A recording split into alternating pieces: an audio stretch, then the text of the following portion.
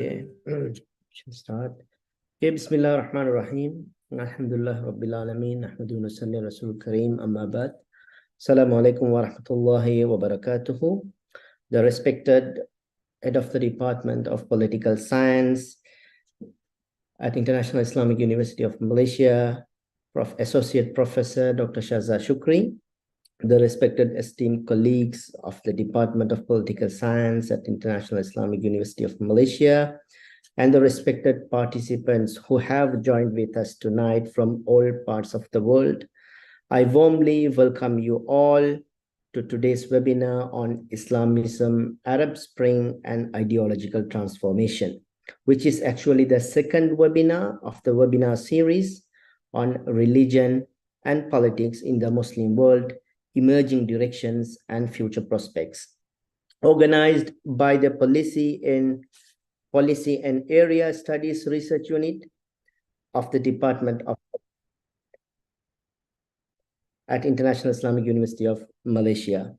I am your moderator for today's session, and my name is Dr. Muhammad Fawz Muhammad Zeki, Assistant Professor in the Department of Political Science at IIUM.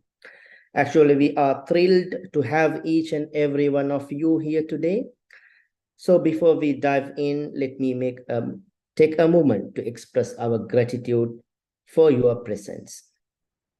Arab Spring refers to the series of protests, uprisings, demonstrations that swept through the Arab world.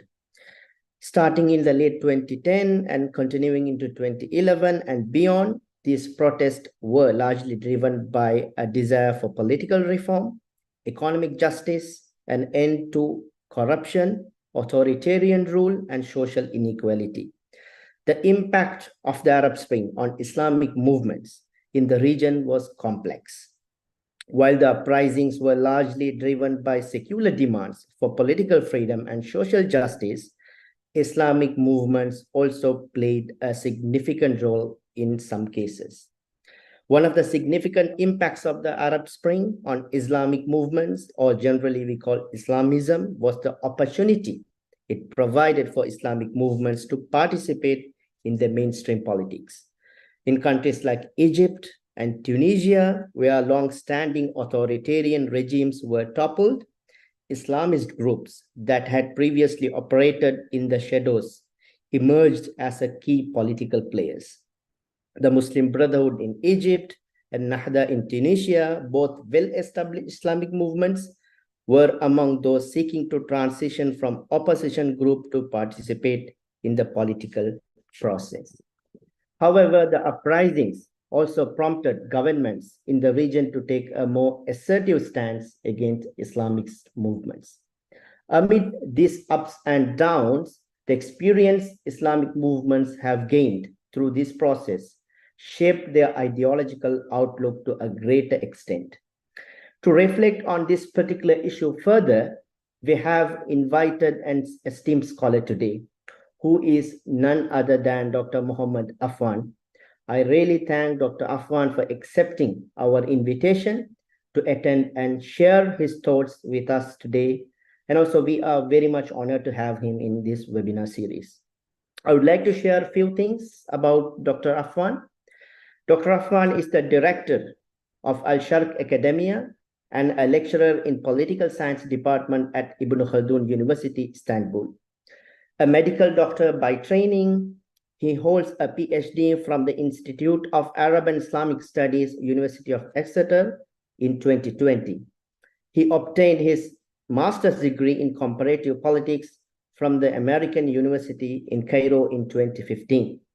He is the author of Secularism Confronts Islamism, Divergent Paths of Transitional Negotiations in Egypt and Tunisia. Also, his master's thesis was published in Arabic as a book titled Wahhabism and the Brotherhood, the conflict on the concept of the state and the legitimacy of power. His research interests include Islamism and democratization in the Middle East and North African region. In addition to that, we have a discussant today who will shed a critical reflection on the ideas of the main speaker, and who is none other than Associate Professor Dr. Shazza Shukri, the head of the Department of Political Science at IIUM. Her area of specialization is in comparative politics, specifically in democratization and politics in the Middle East and Southeast Asia. Her current research interests include populism, identity politics, and political Islam, specifically in Muslim majority contexts. We are honored to have her today, and thank you very much, Dr. Shazza, for accepting our invitation to be part of this webinar. Finally, let me share a few information about today's program. Firstly, about the structure of this program. The speaker will present his ideas for roughly 30 to 35 minutes. And then the discussion, Dr. Shazza will share her critical observations for 7 to 10 minutes. Then we will open the floor for question and answer session. The participants can ask questions directly, or they can write their questions in the chat box below. And we have a final photography session before the conclusion of this event, inshallah. Now it's time to listen to our main speaker. Without further ado, I would like to invite again Dr. Affan to share his thoughts on Islamism, Arab Spring, and the ideological transformation. Dr. Affan, the floor is yours. Assalamu alaikum wa rahmatullahi wa barakatuh. How are you, everyone? I'm glad to join you today, and thank you, Dr. Zaki, for asking me to join you today in this webinar. So can just I share? Yes, can I share my screen? Yeah. Okay. So in fact, this topic is very somehow very complicated because it's not easy to describe the ideological transformation that took place throughout the whole Arab region after the Arab Spring. So what we are trying to do in this brief presentation, that we will highlight some tensions within the ideology of Islamic movements, and then to select some case studies to describe how these tensions were manifested in selected cases in the Arab world. But before discussing the ideological and strategic dilemma of the post-Arab Spring Islamists, we need first to do the conceptual clarification. How can we understand the concept of Islamism and ideological tensions within this broad concept? And secondly, also to do some sort of contextualization. We need to understand the context of rise and maybe rapid fall of Islamists from power in the Arab world in the aftermath of the Arab Spring. So before answering the question how the Arab Spring has impacted ideology of the Islamic movements in the region, first we need to do some sort of conceptual clarification, and then we can do some sort of background or giving background or contextualization before describing these changes. First of all, Islamism as a concept, it's not easy also to define Islamism as an ideology, because actually it's not an ideology. Islamism somehow is a set of ideologies. Within this ideology, you can find different trends. We can find some conservative Islamism, some progressive Islamism, moderate and radical, maybe nationally confined Islamism versus pan-Islamic Islamism. So Islamism is not simply an ideology that can be compared with other ideologies like liberalism or conservatism. Islamism is umbrella concept where you can find different trends, which not only different, but they might be also contradicting in some contexts. So there are some tensions, as I mentioned, within the concept of Islamism, like the tension between the idea of reformism and the idea of revolutionary changes or radicalism within Islamic movements. The idea of should we establish pan-Islamic state? So we put forward the pan-Islamic identity of the Islamic movements before the local or the national identity, or we just want to have an Islamic government within this confined modern state border that we already have. The third also may be different within the Islamic movements, the one related to the theory of a change and maybe the strategy of a change. Should we focus more on the social transformation and social reform, or we need just to put our effort in a partisan activism in attempt to assume power, and then we can impose a top-down Islamization within our society. So simply Islamism as an ideology inspired by and guided by Sharia and guided by the Islamic reference is not a monolith, is not something that is simply one version of ideology, but it's actually a set of ideologies with many internal tensions regarding, as I said, the reformism versus radicalism, or nationalism versus pan-Islamism, and also social reform versus political or partisan activism. So taking that in our consideration, when the Arab Spring moment came to the region, many of these tensions started to be uh, confusing to the Islamist leader in the region, and very tough choices. They had to make very tough choices during the transitional period, as we will describe later. Okay, but as I said before, also discussing how the Arab Spring has altered the or has impacted ideology of Islamic movements in the Arab world, we need first to see the how tense the moment of Arab Spring was to the Islamic leaders and Islamic movements in the region. So first, in the first few, like in the first phase after the Arab Spring, after this wave of uprisings that erupted throughout the whole region, the Islamic movements were the one that can get the most out of this opportunity. They seized this opportunity well, and they managed to increase their political gains throughout the whole region, starting with first by their ability to gain legal recognition.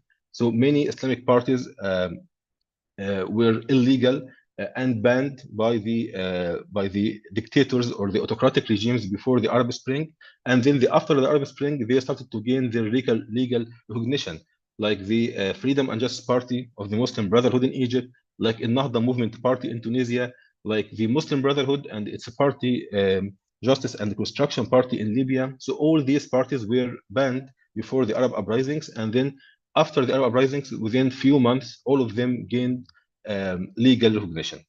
The second step was actually they managed in many countries to achieve landslide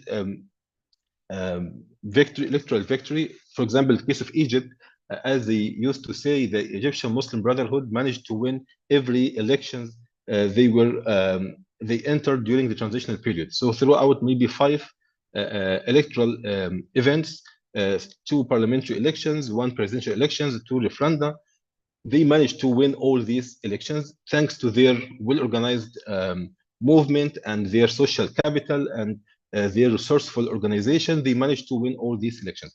Even the case of Tunisia, Ennahda movement in Tunisia, or the case of the PJD, Development and Development Party of Morocco. They also managed to win the parties, the parliamentary elections in 2011 and 2016. The third step actually that they actually assumed the power. They managed to be the head of executives in many countries, like in Egypt during the transitional period, also in Tunisia, in Morocco, and even in some other cases, like in Libya, they were represented for the first time in transitional institutions, like the General National Council, like the المجلس الأعلى للدولة, the higher council of the state.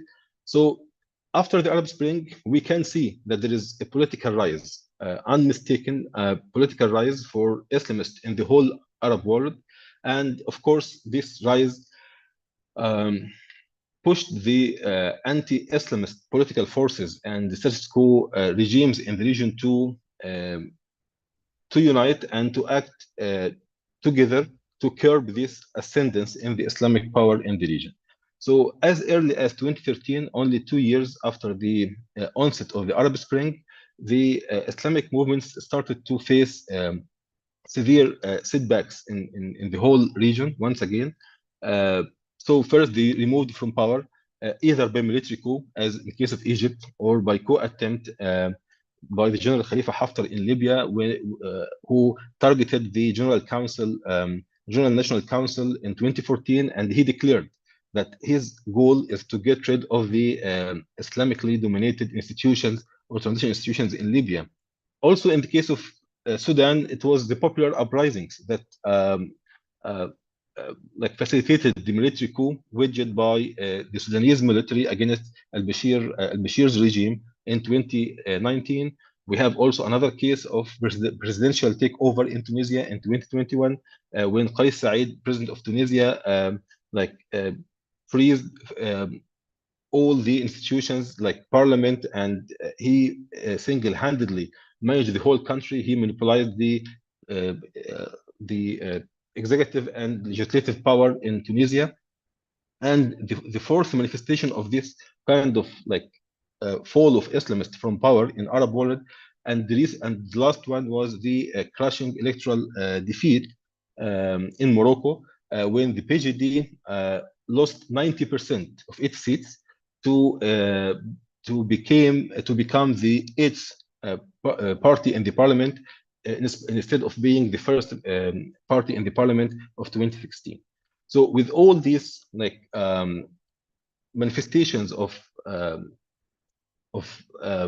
regression or the fall of Islamists from power in Arab world, then we can feel this kind of tension with this rapid rise and also rapid fall within very short time span in the whole Arab world. Of course, other manifestations were there, like designation of Muslim Brotherhood as terrorist organizations in many countries like Saudi Arabia, Egypt, Bahrain, and UAE. Also, within the organizations themselves, we start to see this kind of internal disputes, defections, leadership contestation in almost all Islamic movements in the Arab world. We can see in Jordan, in Egypt, in Libya, in many other, even in Tunisia, in many organizations in the Arab world.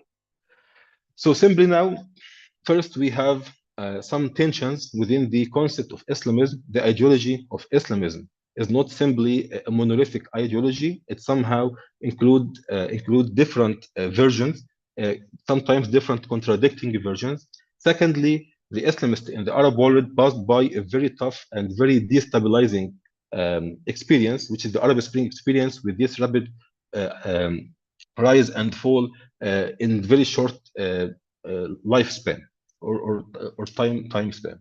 So what is the impact of this experience? What is the impact of this destabilizing experience on the Arab Islamism? The first problem that faced the Islamism and during the Arab Spring was the idea: should we follow this constitutional gradualist reform strategy, or we need to transform into a more violent, more revolutionary force?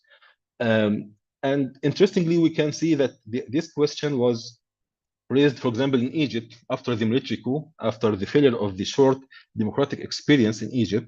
The Islamists in Egypt, or the Muslim Brotherhood, decided to think we need to change our strategy. We need to adopt a more revolutionary strategy to deal with the military coup. And here we need to differentiate between the revolutionary strategy and the jihadi strategy. Jihadism is different, is somehow a different ideology with different even organizations. Like mostly they are militias with some ultra conservative ideology, and they have somehow a takfiri vision. They are not a social movement. But in the case of Muslim Brotherhood, they are a social movement with very well-established ideology. But at the same time, in this time of exclusion, they had to make a very hard choice to be radicalized. And here we need to think about this theory of exclusion radicalization, which is the inverse of inclusion moderation. So if as a social movement, if you are excluded from the formal politics, then you have to think what is the benefit of being committed to reformist and constitutional strategy. We need to think differently. We need to change the whole regime, not to work through the confinement of this regime. So simply, we between 2013 and 2016, we can see that like this wave of radicalization within Muslim Brotherhood, and as I said, it was radicalization as a revolutionary force, but they didn't transform into a Salafi jihadi movement. They had they maintained the same ideology, they maintained the same social movement nature. They didn't transform into a militia, or they didn't adopt a Salafi jihadi ideology, but they became radicalized. They became more revolutionary, quote unquote. So at that time, they started to deal with the harsh repression from the coup, the authority in Egypt, by responding by using violence, targeting state infrastructure, trying to destabilize the system. Even sometimes they targeted some police forces who were allegedly involved in mass killing in demonstrations, um, some cases of rape in prisons. But at the end, even if you can see this like kind of graph about the violent actions in Egypt during this period of instability, starting from 2016, you can see simply that the curve is sharply declined, because the number of attacks from unknown groups, the unknown groups in this paper, in this research, actually refers to the organized groups of Muslim Brotherhood, because they were neither Salafi jihadi groups, or they didn't form another group. They just were somehow unknown activism, radical activism in against the authority in Egypt. So starting from 2015, 2016, you can see this sharp decline in the frequency of attacks, simply because the radicalization attempt failed. Number one, because of ideology, because simply Muslim Brotherhood throughout decades, they emphasized that we are a peaceful organization. The curricula that they uh, used for socialization within their rank and files, they emphasized the peaceful transformation. Even the senior leaders of the group, they rapidly moved to contain this wave of radicalization within Muslim Brotherhood, trying to isolate the radical elements from the leadership, and even from the rank and file at the rank and file level. So this attempt of radicalization was rapidly contained, and simply Muslim Brotherhood returned back to this idea of, okay, we are a gradualist reformist movement. So this short cycle of radicalization didn't lead to a long lasting impact on the ideology of the Muslim Brotherhood. On the other hand, the choice of Moroccan PJD, the political party, the Justice and Development Party of Morocco, was totally the opposite. We should stick to the idea of reform within the constitutional boundaries.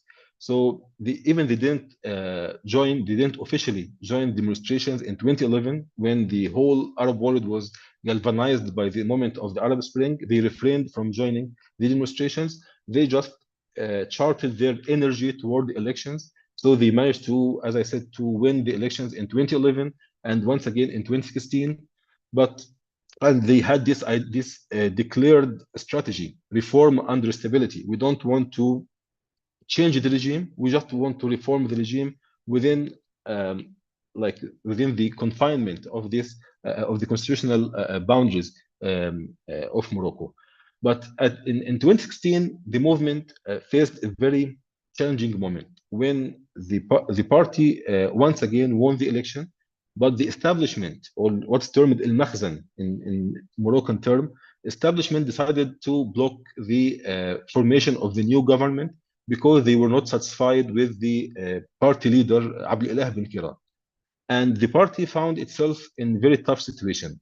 Should they challenge the establishment and insist to have bin Kiran as prime minister, or to withdraw and become an opposition party, or they should accept leadership change in the party to satisfy the establishment and to appease the king in Morocco?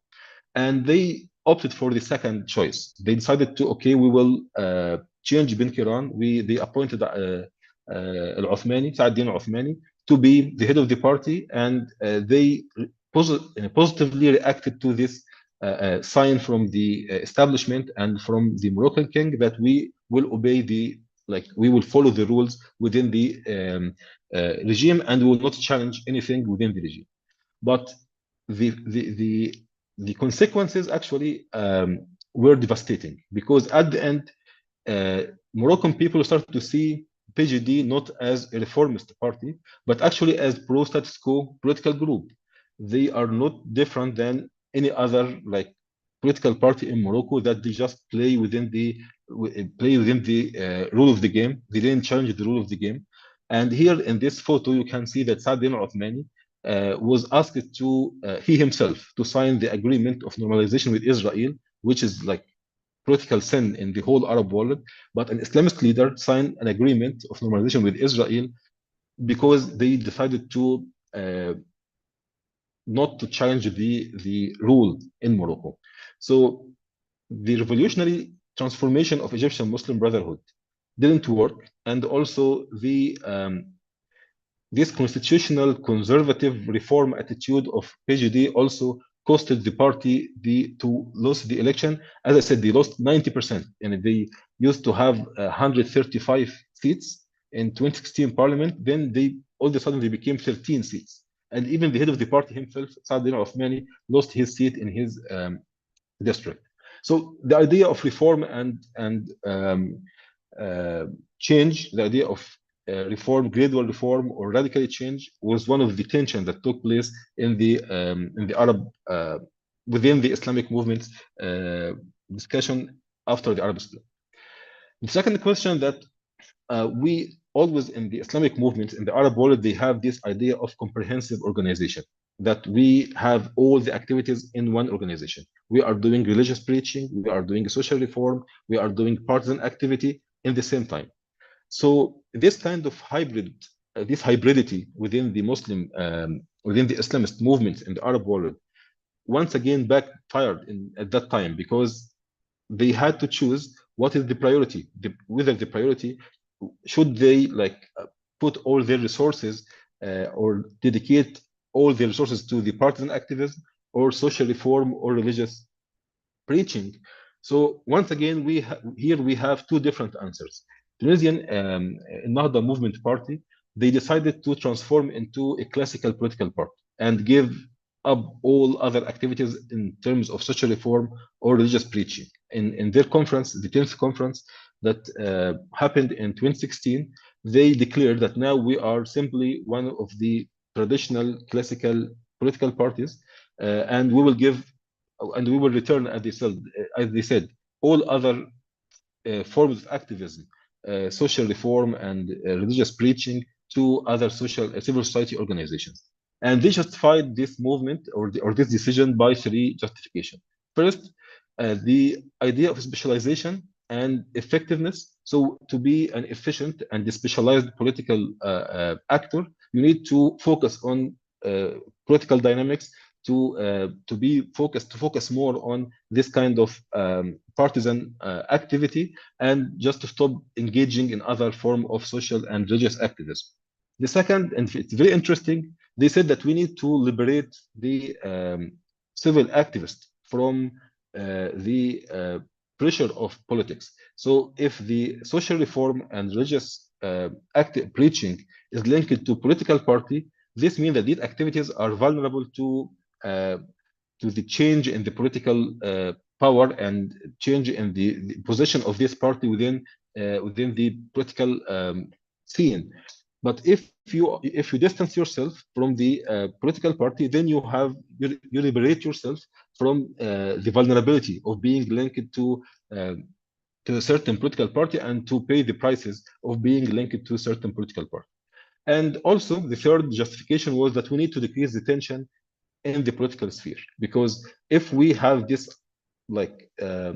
dual identity of being religious and political in the same institution, the political competition somehow is not fair, because you are competing with two different hats. You are religious organization. At the same time, you are a political party. So you are not as the equal footing with other competitors. And also the campaign became, usually the political campaigns become tense because it's religion is there, and somehow this invites aggressive response from other rivals.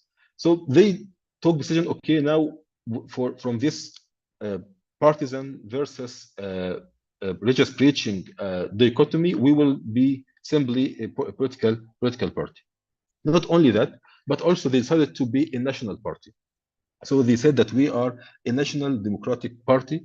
Um, Somehow we will not be linked with this pan-Islamic project of Muslim Brotherhood or the Islamic Arab movements. So we are simply a Tunisian party. And they justified also this as a natural evolution of the party. The party used to be an ideological movement, then a comprehensive protest movement, but now we are simply a national democratic party. So their organizational ties with other pan-Islamic organizations like Muslim Brotherhood is no longer there. And more importantly, we will not put the priority of pan-Islamic agenda um, or put the items of pan-Islamic agenda as a priority in comparison to the Tunisian agenda. So we will behave as a Tunisian political actor. We will no longer be put the priority of like international ummah causes, and we need to focus more in our we give up the identity politics and focus on policy politics. We have problem in economy, we have problem in education. So just we will transform into Tunisian National Democratic Party with no ties with other organizations, and also we somehow will our um, uh, mitigate our engagement with the pan-Islamic agenda. To some extent, the Libyan Muslim Brotherhood, as different example, they did the opposite. Actually, the Muslim Brotherhood in Libya decided to uh, transform into religious preaching movement, and they said, okay, we have party, the Justice and Construction Party, but we are no longer one organization. We will just be number one, also a national organization. That's why they decided to change their name, and they gave up the name of Muslim Brotherhood in Libya, and they choose another name, جمعية الإحياء والتجديد, the Revival and Association for Revival and Renewal. So we will no longer be part of the Muslim Brotherhood, even we will not use this term. And secondly, we will give up the partisan activity and just focus on the civil society activity, the social reform and religious preaching. And then once again, we coordinate with the party as all other political parties in Libya. So we are no longer part of this amalgam of political party and religious movement at the same time. Interesting enough, once again, and of course, this is some examples of some tensions, as I mentioned, within the Islamic movements and how they answer differently. But just to conclude, we can see some similarities and some differences in their responses. Differences like Muslim Brotherhood chose to radicalize after the coup, while the Moroccan PJD decided to be more conservative in the face of this pressure exerted by the establishment of Morocco. This is like somehow a difference. The Tunisian Nahda movement decided to be a political party and give up the religious and social reform activism. On the contrary, the Libyan Muslim Brotherhood decided to give up the partisan activism and just to be a religious reform movement. But also we have some similarities, like the similarity of trying to transform into a national party or a national movement. This, like, the ambition to have transnational entities or pan-Islamic entity to defend the concept of Ummah. I think all the organizations in the Arab world tried in the face of the anti-Islamist campaign waged by many regional regimes like the Asian regime, the Saudi and the Emirati regimes. They decided to okay, to try to decrease the pressure by transform into a national movement. So we can see some similarities and differences in their responses and in their transformation, in their strategies and ideologies. Secondly, some responses or some changes are somehow ad hoc. They just was response to the pressure. When the Moroccan establishment exerted some pressure on the PGD, they didn't like resist. They just accepted, and they afterwards they accepted many decisions, like as I said, like normalization with Israel, like accepting to use the French language in the official education, which is against identity issue, one of the identity issues that the party was defending decades ago. Then the party accepted to have this kind of incorporating French language within the official education, and so some responses was just reaction to some pressures and was not well studied. But sometimes, no, it's well studied, like the conference, the 10th conference of Nahda movement. It took almost 1 year in preparation and in redefining the party ideological outlook, the party organizational remodeling. So some responses, even the radicalization of Muslim Brotherhood was somehow ad hoc. When the police forces in Egypt used were brutal against the protesters in the street, they radicalized ad hoc. They didn't do like ideological revision, and they didn't give up their reformist moderate ideology, but they just responded natural response of any aggression. We should be aggressive also to respond to this aggression. Tactical or foundational? This is the third question while we're describing this transformation of ideology of Islamic movements in the Arab world. Some of these changes somehow seems to be tactical. They didn't really mean long-term consequences. Like even when we decide that the party of Libya the movement in Libya will be just um, social movement and religious organization, they will not engage in partisan politics. But of course, everyone know that now in Libya, they have a strong influence over the party, especially after the recent elections of the party and the new leader, Ahmad al-Banani, was elected. And they know that Ahmad al-Banani is known to support this idea of strong entanglement between the party and organization. So it was somehow tactical because they felt pressure from the Khalifa Haftar's military campaign against the Islamists and from some regional powers like Egypt. So they tried to decrease the pressure by this tactical move, but they didn't really mean it.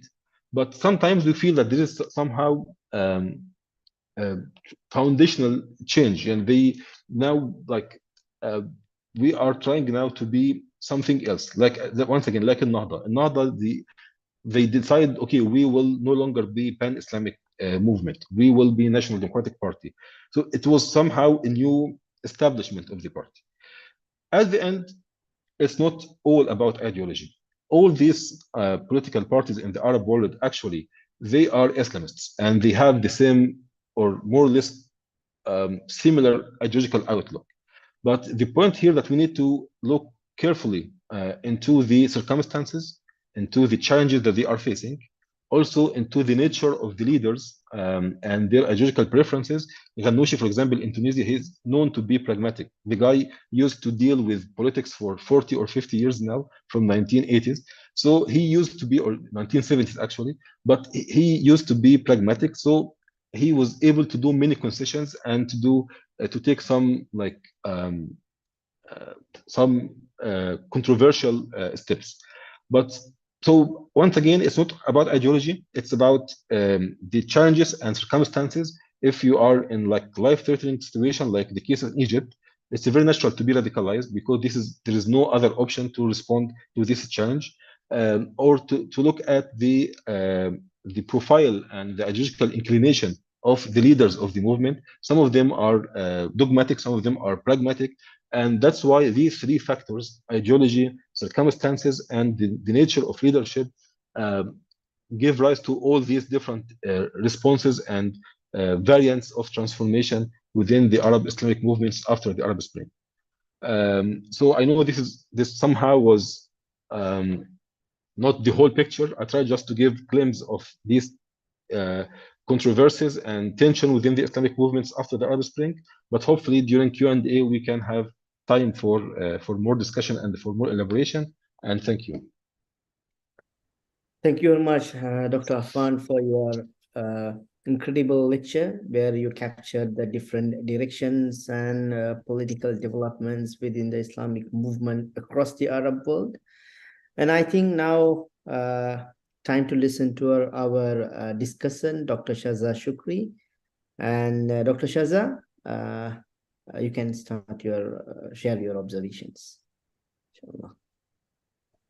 Thank you, Dr. Zaki. Bismillahirrahmanirrahim. And a big thank you to Dr. Affan, firstly, for agreeing to speak for our webinar today. So I'm representing the department to express our gratitude to you. Thank you for your presentation. You ended by saying, it's not the full picture, right, for within 30 minutes. But what you have presented, I think, encapsulates what has been going on, the kinds of observation that we are seeing in the past more than 10 years now. I personally enjoyed your presentation because your observation is more or less similar to mine. That's the reason. So I just finished my own project, more or less on this, on Islamist movements post-Arab Spring. But I look at a larger, wider context, not just in the Middle East, but also comparing with other countries outside of the Middle East, just to see what has been going on with Islamist movements in the past 10 years. And the conclusion that my co-author and I finally came up with is that, similarly to your conclusion, is that there are similarity and differences, firstly, but our main argument is more on the differences.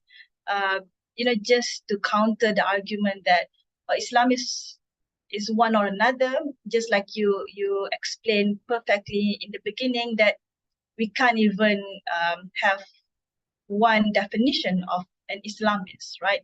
And thus, because of that, also we kind of expect the multiple outcomes that we've had the past few years, especially since, like you mentioned, since 2016 forward. And also your conclusion that this is not ideological. In one way, perhaps, because, being an Islamist movement or party, they have to hold on to that ideology. But we also argued similarly to you that at the end of the day, it's more of the practical challenges that they face that kind of bring these movements and parties one way or another. So we can't be confined with the ideological aspect of Islamist movements. So generally, I agree with everything that you said, right? So I thank you for your presentation.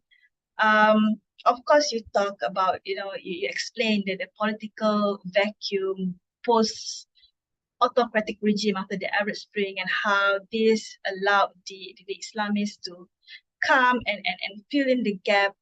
And you also perfectly highlighted that this, I can say all, right? All of them find difficulties in this transition to power and how to deal with it, how to meet the public's demand, despite being very popular first 2 years, 3 years after the Arab Spring. And this has led to all of these setbacks that we're seeing. So I guess the biggest question that you have, that all of us have, is why these movements, despite their popularity, were not able to deal with these challenges? I mean, we understand a lot of people say that because they had no experience governing, therefore this is what happened. And people are anxious, people are angsty, expecting change, different outcome, a quick turnover after the Arab Spring, but it didn't happen. That kind of led to the downfall, especially in Tunisia and PJD in Morocco.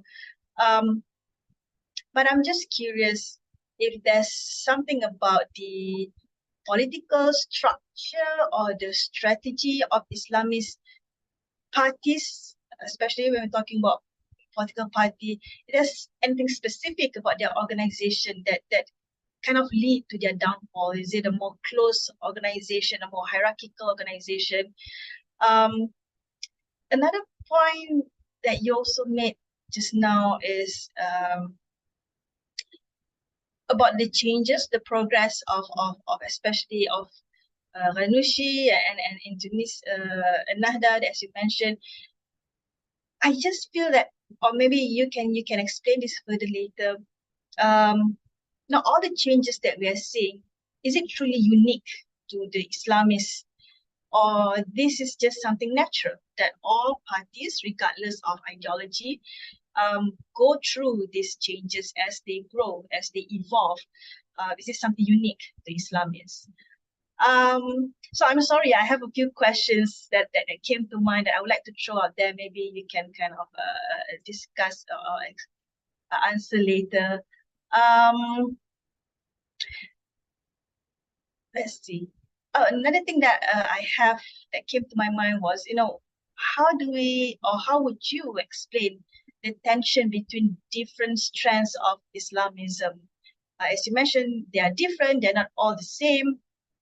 So how do they relate to one another? Especially I'm thinking about the Salafis and versus Muslim Brotherhood, the more political version.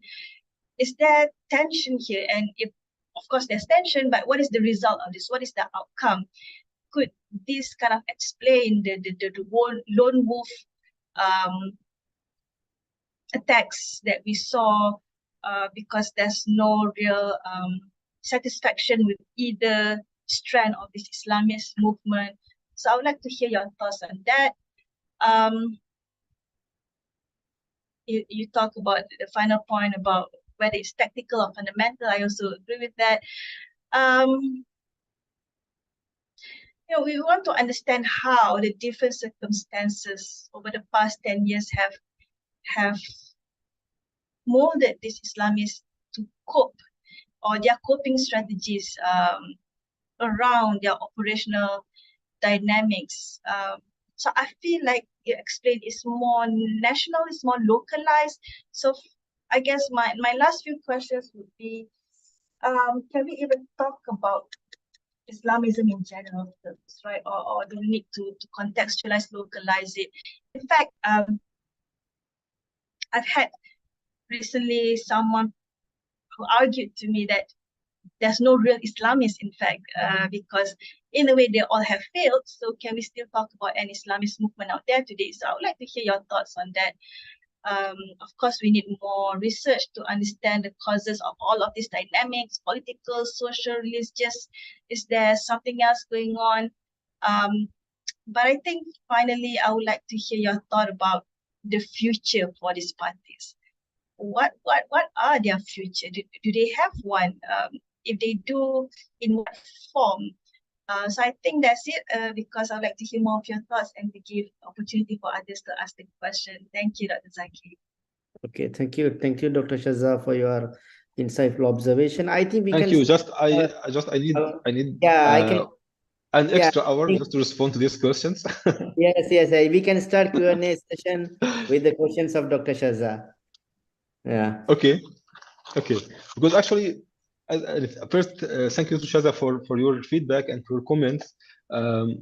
Yes, of course, I think all these questions are very important because number one, as you mentioned, we need to understand why they failed, because obviously, based on some like basic criteria of being succeeding to maintain power or to induce some reform in the regime, almost all Arab Islamists failed to in these terms. So the failure actually is somehow a result of combination of many factors. There are some organizational factors because sometimes they were too rigid to adapt to the new reality.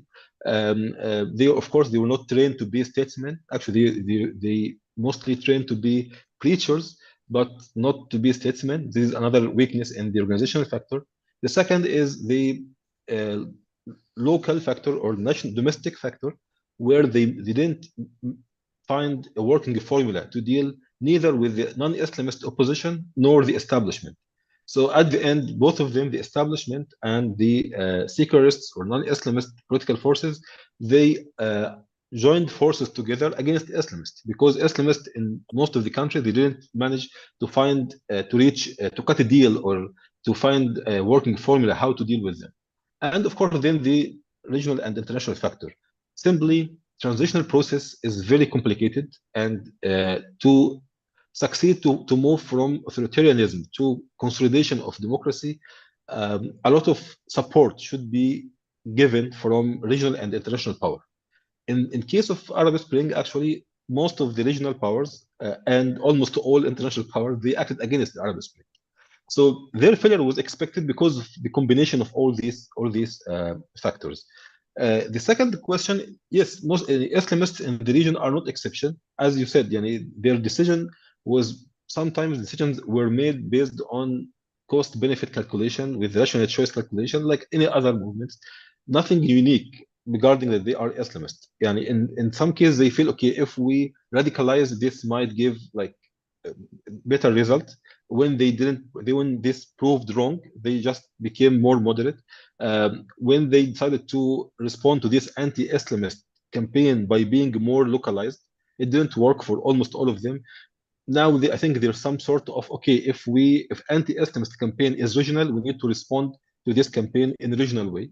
So now they are trying to strengthen their transnational ties once again. So they are reacting based on, as you said, based on context, based on circumstances. So they are not different than any other social movements. The third question, I think it was about the movement. Sorry? Salafi politics, something like that. Is it exactly? Yeah. Okay. Because this is very, very interesting dynamic. Because simply to use some like economically driven terms, they were fighting against the same market share. So when, for example, in case of Egypt, when Muslim Brotherhood strengthened their position in power, in political power, the Salafists in Egypt, they felt endangered, because now the Muslim Brotherhood will use their political power not only to dominate politics, but also dominate the religious domain. So they started to, even then, they sided with the non-Islamist political parties.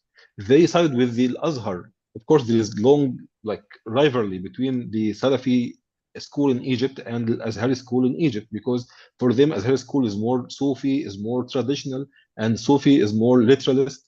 But they had the same position. They sided with Al-Azhar, they sided with the liberal political forces against Muslim Brotherhood, because they were afraid that they will be even defeated in the religious domain, not only political domain. And they had this ambition to inherit the vacuum created by the crackdown on Muslim Brotherhood. So after getting rid of Muslim Brotherhood, now we can at least expand in the vacuum created by this crackdown. So it was based on very pragmatic reasons. Because at the end, when they felt in early transition, when they felt that they had to make alliance with Muslim Brotherhood against secularists, they did so until drafting the constitution in 2012. They were siding each other against secular forces, but then later on they found themselves endangered by the rise of Muslim Brotherhood, especially after presidential election and after feeling that the Ministry of Endowment and Religious Affairs more or less became under the influence of Muslim Brotherhood. They just simply decided to go against them. So this is like the dynamic, because they are, as I said, they are competing for the same market share.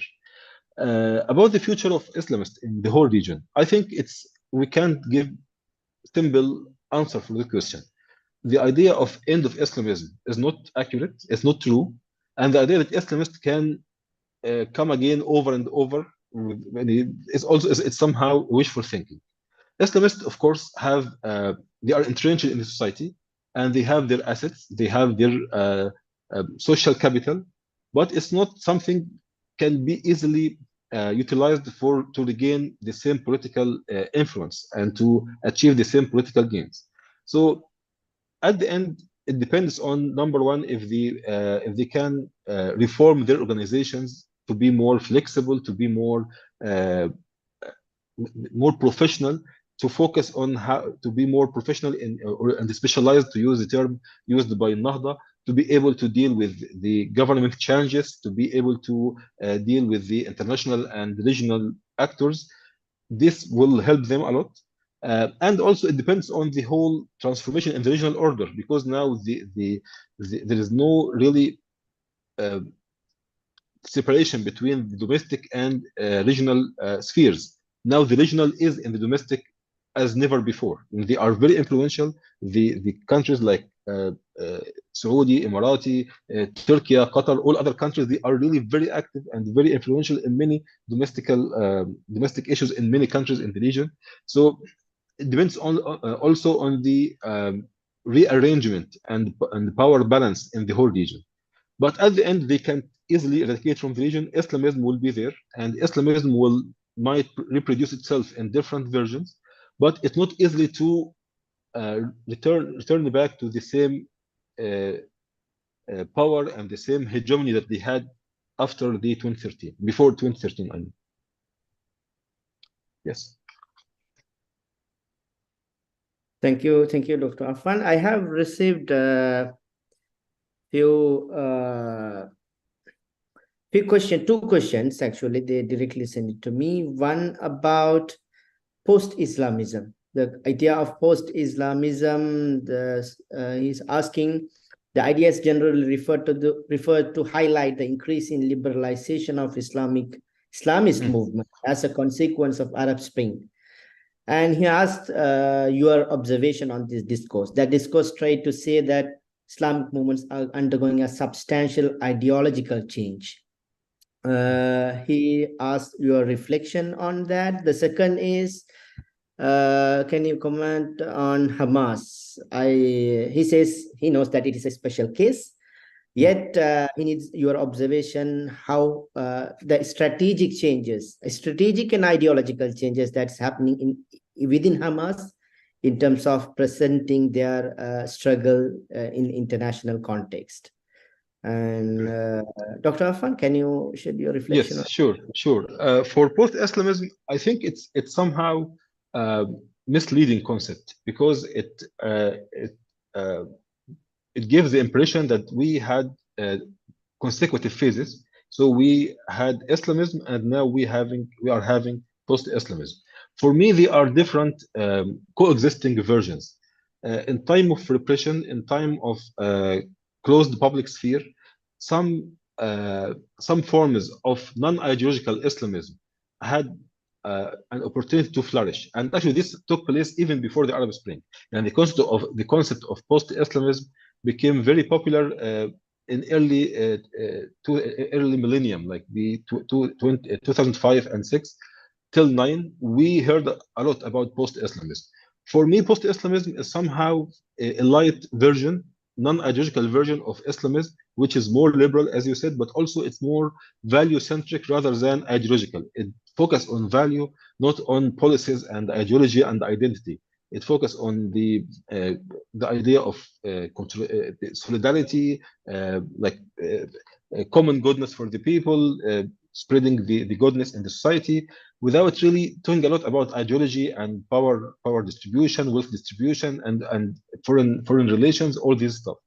But when the political Islam, when the classical Islamism had the opportunity to expand, like what happened after the Arab Spring, all these post-Islamist manifestations decreased, because now the mainstream became more classical, more traditional.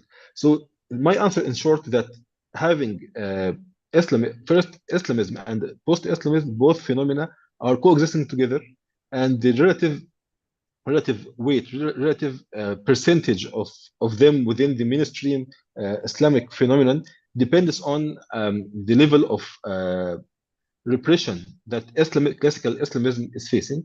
In time of repression, in time of lack of efficiency, many post-Islamist ideas, mode of activism flourish. But on the other hand, when the time comes after the Arab Spring, the classical Ikhwani and Salafi and traditional Islamic movements took over once again the mainstream Islamism and became very influential. So it's not two consecutive phases. It's two different versions, two different variants or two different versions coexisting together with very exchangeable manifestations within the society. This is for Islamism and post-Islamism.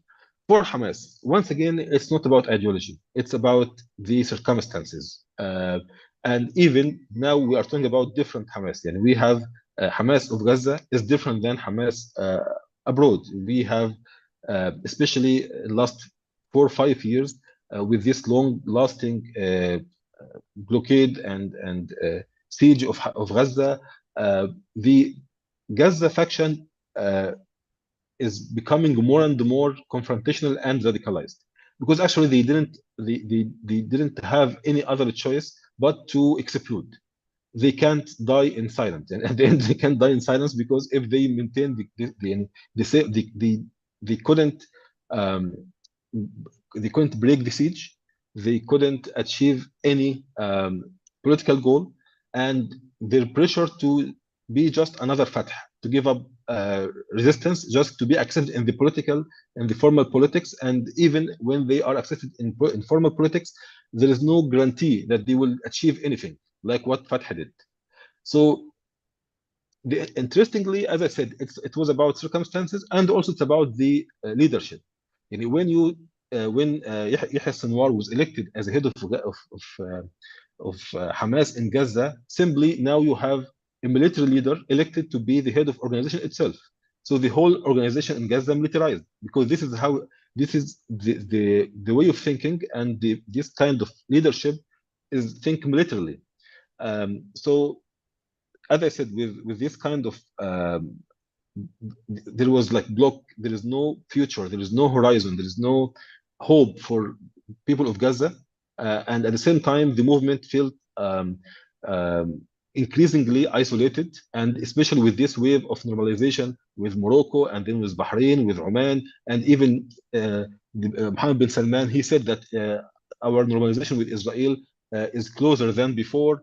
So the only hope that they had just to like mix up all these cards. Let's like have this jump of faith that we will disrupt everything, a kind of disruptive action, to because time is against us. If we if we maintain the same conservative wait and see strategy, we will not gain anything, and the Israelis are gaining more and more recognition, and not only Hamas but even the Palestinian Authority is more and more weakened by this Arab marginalization. So what Hamas did is not, once again, a product or a result of ideological revision to be more radical, but it was based on strategic calculation.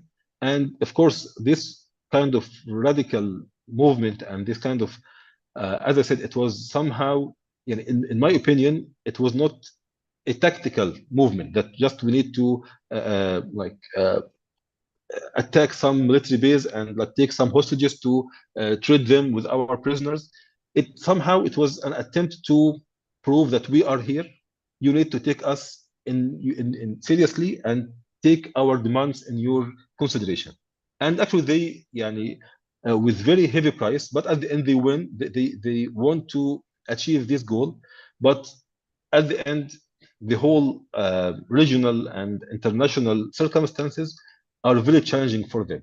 So how to transform these sacrifices and this heavy price into a real political gains? This is not the problem of Hamas. Actually, this is the problem of all Arab and Islamic countries.